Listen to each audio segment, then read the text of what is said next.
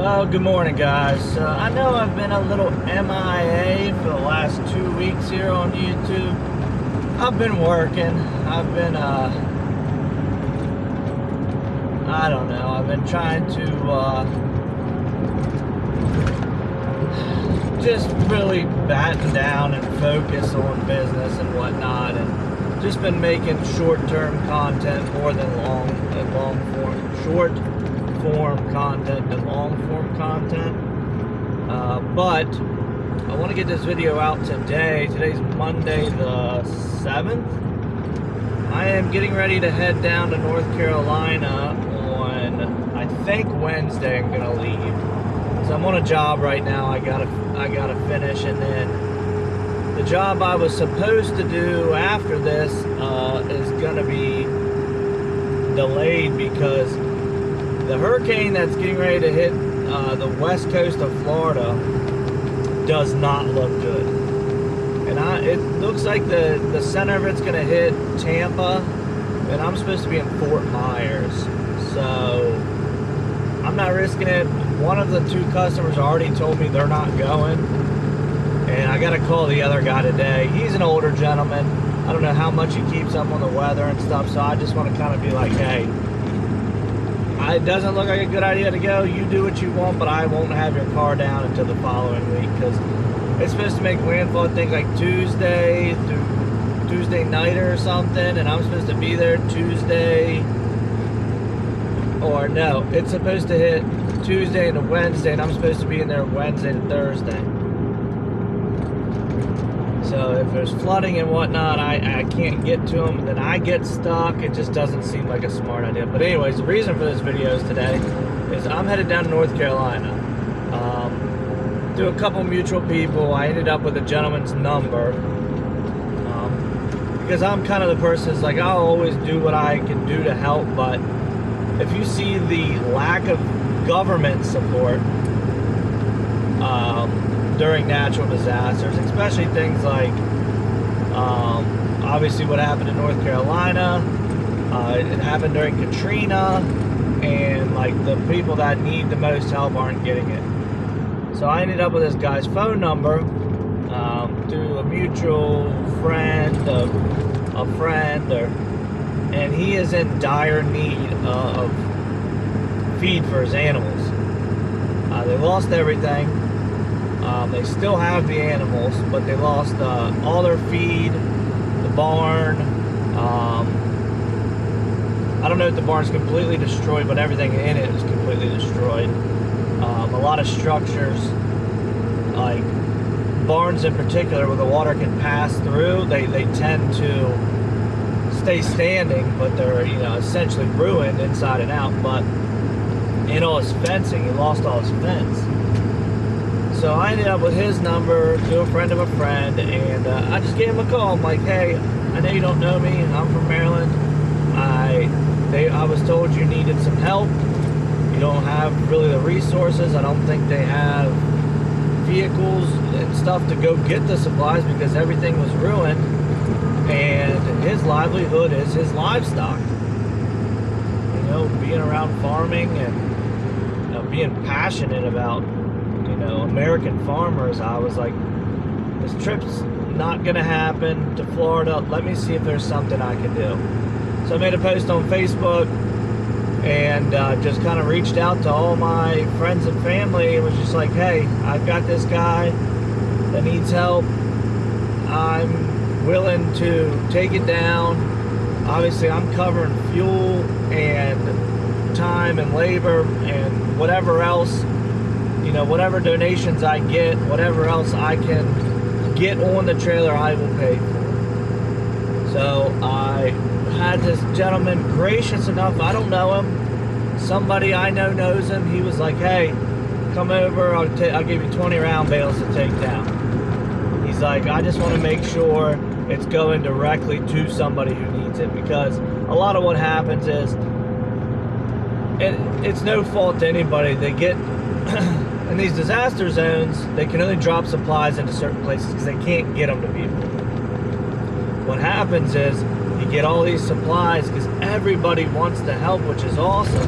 They get to these places, and then you can get to town either if it's, you know, like on four-wheelers or side-by-sides or even trucks and stuff, and get shampoo and water and food and stuff, but to get somebody to bring feed when you don't have vehicles, like you don't have trailers and trucks and stuff anymore, everything's ruined, it's hard to get those type of supplies directly to somebody.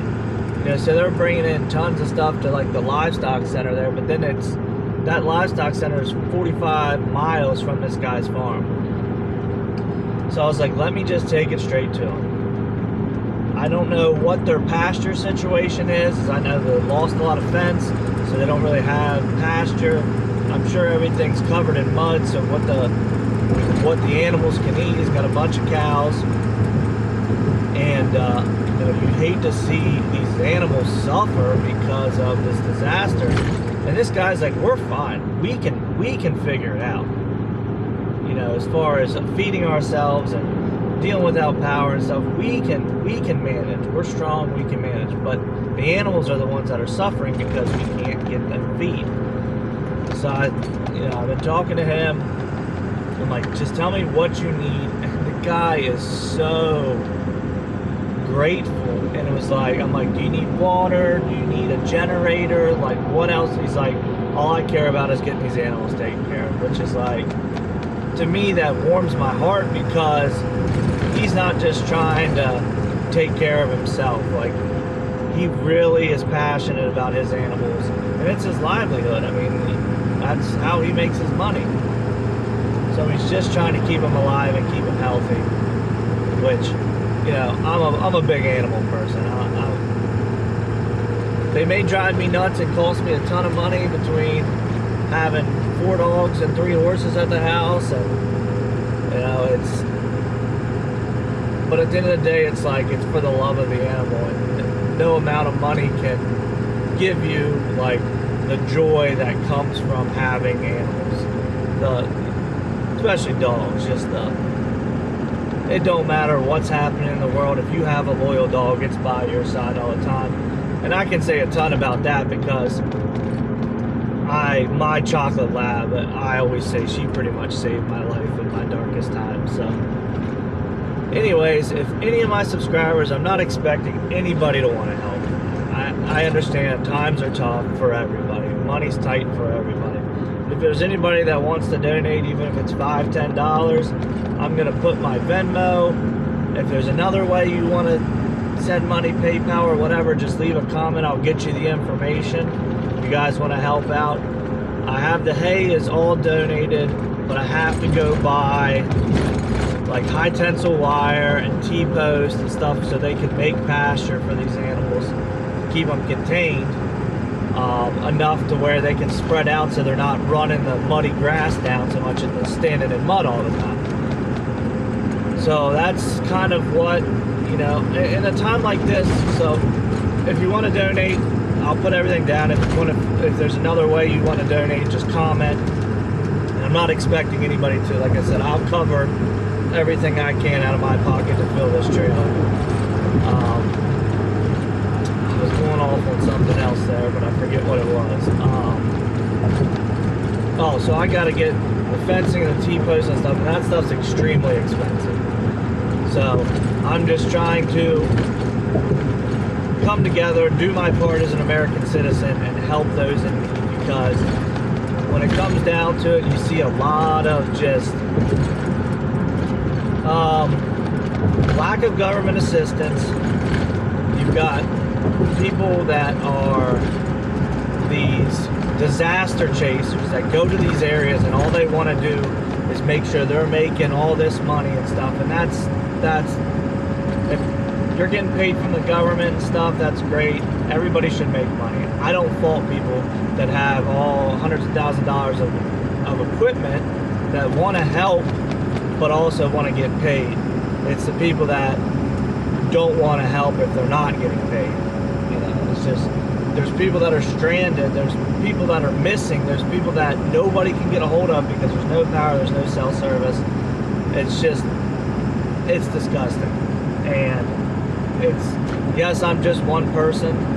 I've had a good amount of people that I know that have sent me money to help out and to donate towards, you know, just trying to help. If I can help one guy out and make his life a lot easier after a disaster, and I get down there and I find, hey, Johnny down the road in the same situation, okay, let me connect with Johnny. We'll figure out how to get him taken care of. So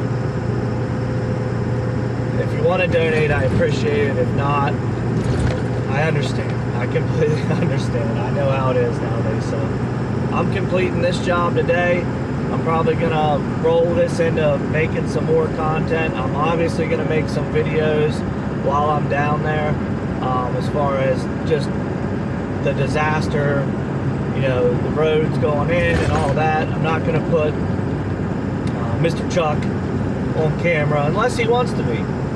Unless he wants to, you know, tell his story and stuff and maybe help me spread awareness to maybe some other people in the affected areas. Like, hey, I can get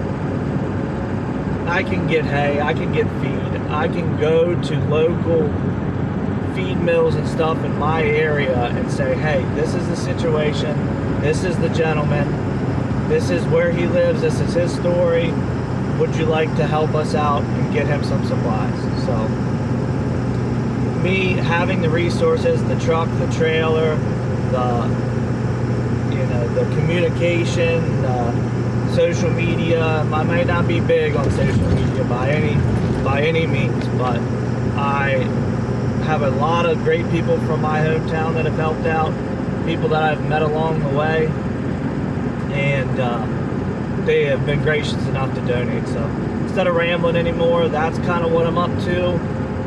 If you guys have any questions or say you're willing to help, I don't know right this second what else we can do to help. But when I get down there, I'm going to kind of get a plan of maybe a few other families in the area that are going through maybe a similar thing, or there's something else that they need, and to where I can get either myself or some more trucks back down there. I've already had an old friend of mine reach out and say, hey, let me know what you need. He's got a semi and a step deck. He's like, if you want to load up my trailer too, we can take it down. I'm willing to do whatever is needed to help. So if I can, the thing about this situation in North Carolina is, yeah, they need help now. They need all the help now. But this is not gonna just be fixed right away. They are gonna need long-term help, and it's getting cold. I know it's getting down into the 40s. There's no power. People are going to need generators, fuel. You know, some people, they may have fireplaces, but if all their wood was washed away, ruined, whatever, they may need maybe a situation where we get some firewood in the dump trailer, or we take the dump trailer full, take it to somebody, excuse me, and then maybe find somebody down that was like little outside of the affected area that we can get wood from. If they want to donate